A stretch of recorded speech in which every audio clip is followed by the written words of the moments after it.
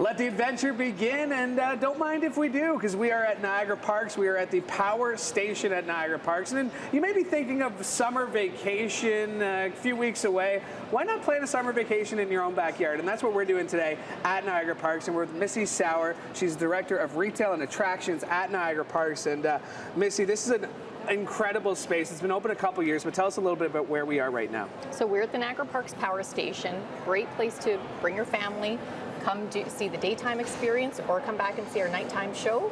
Lots to see and do here. The nighttime show is something new, and we're going to be talking about that in just a little bit.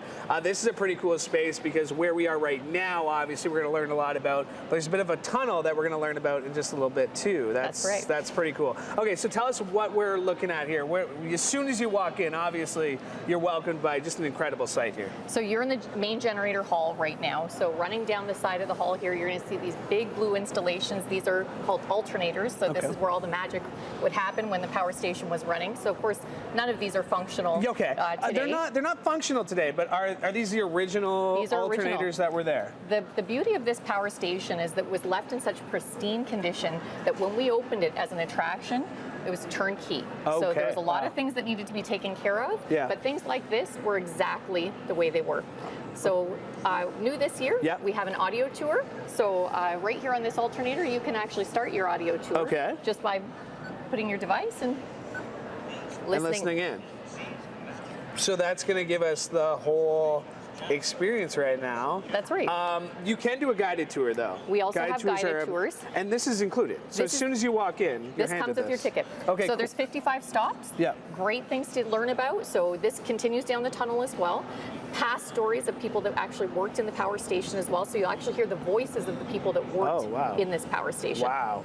That's incredible. Because the power station itself, when did it open?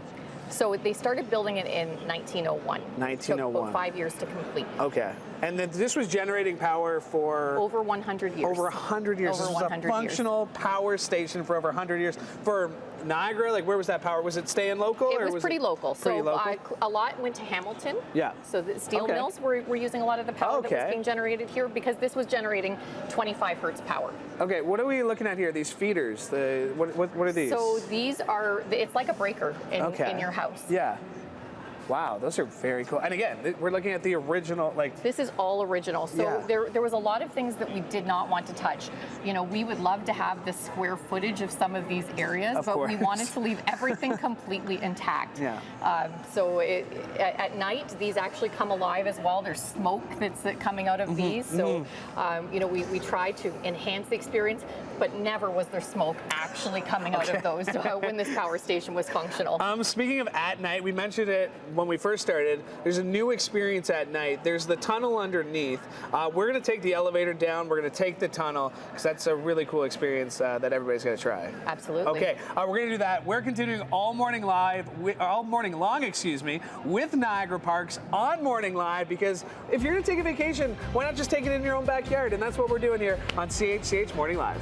You know what they say, there's always a light at the end of the tunnel, and we're back here with Missy at Niagara Parks at the power station, and we've just finished the walk. How long of a walk was that? 2,200 feet. 2,200 feet, and there's a little bit of history throughout the walk. So we were talking about that audio tour upstairs. That actually continues down here, so you can get that little bit of history as you go. It does. Yeah. How important for you was learning the history of what happened here? I think it was the best part of working on the project here. I learned things that I didn't know and really enhanced how I felt about the power station. Yeah, we mentioned we did the walk through the tunnel. The lighting, this is kind of the new thing this year because it is a more nighttime theme. Tell us a little bit about that. That's right. So we were open just during the daytime for guests to come down into the tunnel. We listened to our guests. They really wanted to get down here at night. They wanted to view the illuminated falls. So what we did was we added LED lighting throughout the entire tunnel. So as you're walking through that 2,200 feet, you're dazzled by all these LED lights. Yeah, and also this might be one of the best spots to see the fireworks show, the nightly fireworks show, because you got a great view over here. Absolutely. Speaking of that view, let's go take a look because really this is an incredible opportunity to present to guests, to visitors of Niagara Falls. This is a view that not many people had seen for a very long time. No, this is the first time that we ever allowed people to get this close to Niagara Falls from this vantage point. Yeah. This close to the basin of the falls. Beautiful panoramic view of both the U.S. and Canadian falls. Yeah, I mean, I've been to the falls about 100 times. I'm sure you've been here about 1,000 times. It really never does get old when you're down here, does it? It doesn't for me. No. Because we've been talking all day just about, it really is nice to be a tourist in your own backyard every once in a while. Absolutely. Which is what we're doing here at Niagara Parks. And we got the boat going, we got the falls, we got the mist going. But I think I've learned a little bit today, Missy, thanks to you. But there is still more to learn because this is open. What are the hours? What can people find more information? So you can go on to niagaraparks.com/power to learn more about how you can purchase tickets for the power station or even purchase a pass to visit. Maybe we should have grabbed the ponchos, but not 100% sure. But Missy, appreciate your insights and really thank you for getting us through a tour. We got other stops we got to hit because it's not just the tunnel. It's a great idea, the power station here, but we're going to continue all morning live. Thank you so much for joining us this morning, though. And we're continuing all morning here in Niagara Falls, beautiful Niagara Falls on CHCH Morning Live.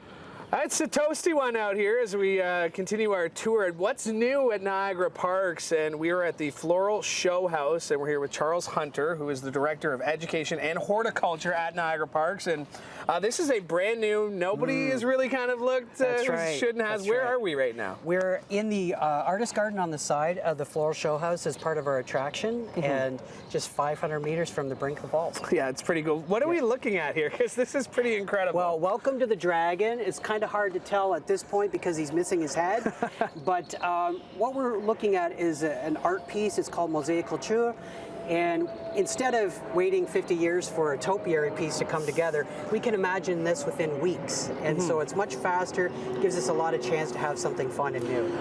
The amount of detail on something like this, which plants work well together, which plants grow at similar times, like how much research goes into planning exactly what you're planting? Well, I'll tell you, there's been a long history. The Niagara Parks has had a lot of experience with this type of plant work, our floral clock and so on. And so we're working with plants, and you said it very well, right plant in the right place. And so we like to spend at least a year in advance really about what kind of plants we're going to grow and how we're going to do it. We had a little less time with this one. We had a great opportunity, so we're putting it together. But I would say easily 6 months to plan. The dragon is part of the theme. What's the theme? That's right. The theme this year in this garden is called Whimsical Creatures. And what it does is it sort of bases it in a sense of place within Niagara. And so we have a dragon, which is really in almost every cultural mythological component, but we also have a Pegasus, which is designed after one of our butterflies in the Butterfly Conservatory. Wow. And we have a golden perch, which talks about shoreline restoration within the park and environmental stewardship. And then what's not here yet, and we're waiting for them to fly in, are our bees. And again, talking about pollination and meadows, and so that real sense of place. The thing I love about Niagara Parks, obviously you got the falls, you got the attractions that you're going to see, but it is the horticulture component of it, right? The botanical gardens, the butterfly gardens. That's all you, is it not? Well, I'm one of many. There's a great team there, but one of the things I like about the horticulture is the fact that it really kind of threads the needle of all the offerings of the Parks Commission and Niagara Parks and what we do and the stories. And I like, demonstrating our abilities of our team. There's real expertise here and passion, and this is a fun. I think that there needs to be 4 elements to most of our horticulture. There's the two-dimensional annual bedding and flowers, and then there's that third dimension of height, and then the fourth is that wow factor, and that's what we're really always going for, and this is one of those prime examples. Well, Charles, thank you so much for doing this. Really appreciate it, and I know Luke and I have worked up quite an appetite, so all day we've been talking about what's new. The new Bistro, that's where we're heading next. You've heard good things, I hear. I have, okay. And you look at the plants, those are horticulture too. Okay, all right, good to know. All right, well, that's where we're going to find us next. We are off to the Table Rock Bistro as we're continuing all morning long here on CHCH Morning Live. All right, well, I've worked up quite an appetite exploring what's new at Niagara Parks this summer, and we are finishing off with one of the newest locations, and we're here with Omer. And Omer, thanks for doing this. Great to see you. Thank you for coming. Tell us where we are right now. You're at Table Rock Bistro and Wine Bar. This is our newest restaurant here at Niagara Parks. This is the closest patio that you can get to Niagara Falls, and you get to hear the sounds and enjoy the mist and enjoy the view while enjoying Niagara food and wine. Let's talk about some of that Niagara food and wine. Why was it so important? Because you have quite a few wines, all Niagara? We do. We have over 60 wines, all Niagara. In all of our restaurants, we're focused on Niagara wines. We also have over 23 Niagara beers and ciders and over 15 Niagara spirits. Wow. It's so important. We are at the crown jewel of Niagara, but you really are showcasing off the entire region with what you're doing here. Absolutely. So in all of our restaurants, we are Feast On certified. So it's an accreditation from the Culinary Tourism Alliance, and you have to have 25% of Ontario food purchases and 25% on beverage purchases. We run over 50% on food and over 90% on beverages. Well, let's talk about some of that food. You can tell I couldn't help myself, so I already took a piece of this blue cheese, but this is a very, very good looking charcuterie board. What are we working with here? So here we have two cheeses from Upper Canada Cheese in Jordan. This is the Niagara Gold as well as the Nosy Goat, and this is the Celtic Blue from Glengarry Fine Cheeses in Lancaster, Ontario. And what about these meats here? And what are we working with? The meats are from Niagara Specialty Meats. That's your chorizo. We have the salami as well as the prosciutto from local legend Mario Pingue, who's a legend in the cured meat business. Of course, a big part of a bistro is the wine pairing. So what are we working with? What are we looking at? What are we sipping? Well, we're drinking Fielding Estate Riesling. Riesling, when you don't know which wine to pick for charcuterie because there's so many different flavors, Riesling is the easy solution. Its acidity plus its fruit backbone makes it a well-pairing wine for anything type of platter like this. As well, so we have our Fielding. We also have the Margot Rosé. Rosé is also a nice, easy pairing for a charcuterie board. It just covers all the bases. And when in doubt, you can always go with the sparkling. We have the Enniskillen Cuvée sparkling, and that's especially if you have a soft cheese. Sparkling helps cleanse the palate, and it's a nice go-to for even a medium cheese or a hard cheese as well. Omer, everything about this is delicious. I'm going to cheers.